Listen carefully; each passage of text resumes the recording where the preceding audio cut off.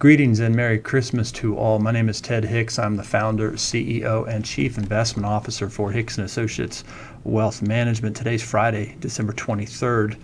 And technically our offices are closed today, but the market is open, so I'm obviously keeping a watch on the markets for our clients.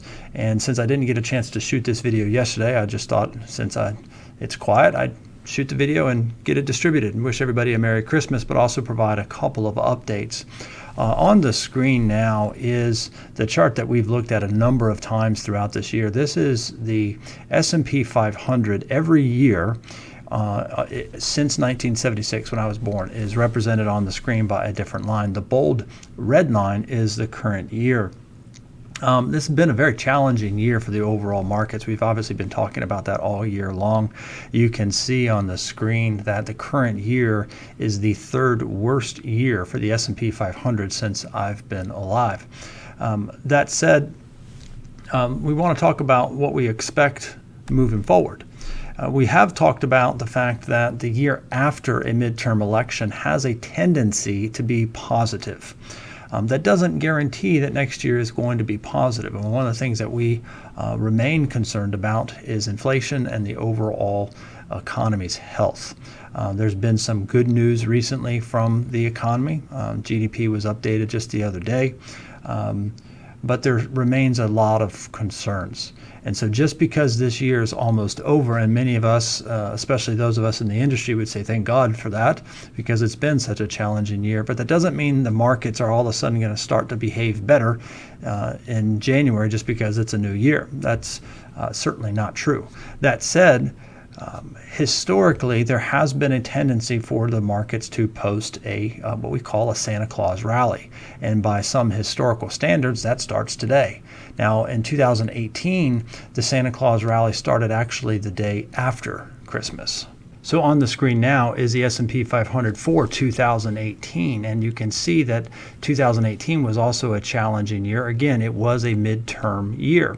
And what I'm highlighting here is in October, the market started to fall apart, fell below the black line, which is a 200-day moving average, and then it really cratered into the end of the year.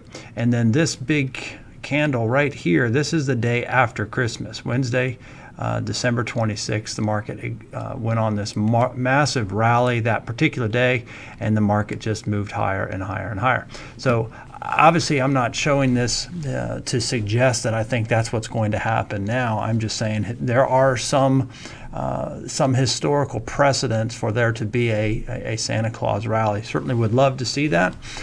Don't know if that's going to happen. The market is going to open in about 12 minutes, and as I'm watching the futures have been relatively flat, bouncing positive to negative, positive, negative. So who knows what's going to happen today? Who knows what's going to happen next week? But again, the concern that we have is the economy is not very strong. There's still a lot of concerns. I won't get into all of that now. I'm trying to shoot a brief video today, but in the coming weeks, we will be going into more and more depth. Historically, we've hosted a State of the Union dinner for clients. We obviously stopped doing that during COVID, and then we started doing the webinars. And what we think we're going to do this coming January is just go into a little bit more depth. We do these videos usually every week, and so we'll just go into more depth in the next couple of 2, 3, 4 weeks in terms of what we're looking at for 2023. As you know, we don't make predictions, so we're not going to be doing that, but we're just going to go into a little bit more depth in terms of the economy. So we'll wrap up today by talking briefly about the spending bill that President Biden is expected to sign.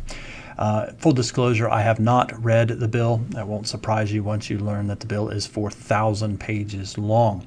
So my comments are a result of the articles that I'm reading in the financial press. So let's talk about this. Requirement minimum distributions. It appears that this bill is going to change the required minimum distribution rules again. Historically, once you were 70 and a half, you were forced to take money out of your retirement plans. That changed back in 2019 and pushed that age to 72. It appears that starting next year, that rule will go to 73. And then I think in 10 years, it will change to age 75. So obviously work with your financial planner and determine if that is going to impact you. Also with 401ks, there's some provisions that increase the amount of money that you're going to be able to put into your 401k once you turn 50. So that's good for those of you that need to catch up on your retirement plan contributions. In a really big development, it appears that the bill is going to allow limited amounts of money to be rolled from college 529 plans directly into Roth IRAs.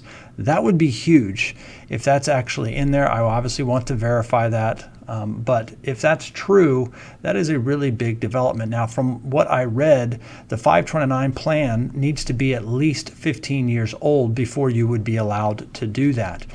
So that would create an additional incentive for young parents to create 529 plans, because if your child ends up not going to college, which is something we've been talking to clients about for many, many years, well, now it appears that you might be able to take that 529 plan balance after it's done being used for college. You might be able to put that into your Roth IRA, just convert it into your Roth IRA. That again would be huge. So there are some other provisions. In particular, there's some good news that it appears that the bill is going to allow 401ks to have provisions for emergency distributions. Now, ever since I've been in business, we've always advocated that clients build an emergency fund or a cash reserve. Typically, we tend to recommend 3 to 6 months of your expenses should be set aside in a savings account or a money market account or something along those lines.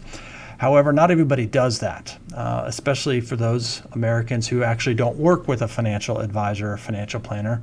And then something like COVID shutdowns happen and they're not prepared for it.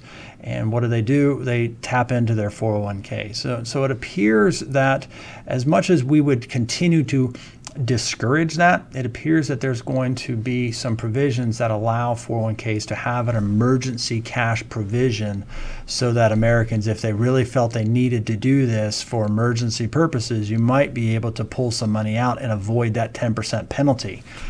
So again, we're not big advocates of that, but we also know that there are many, many Americans who end up doing that despite our advice. And if this is true, again, it remains to be seen. I haven't read the bill, and I'll wait to see it, the debriefs from the financial planning associations and the CFP board and things of that nature.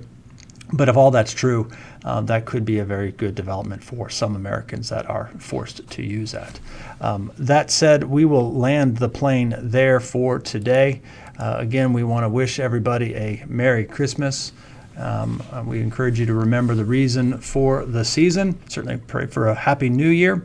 And if you have any questions, by all means, feel free to reach out to me and my team. We have the 2 offices here in Cary, one in Cary and then one in Southern Pines. And then obviously in the digital age, we work with clients all over the country. So if you have any questions, by all means, feel free to reach out to us.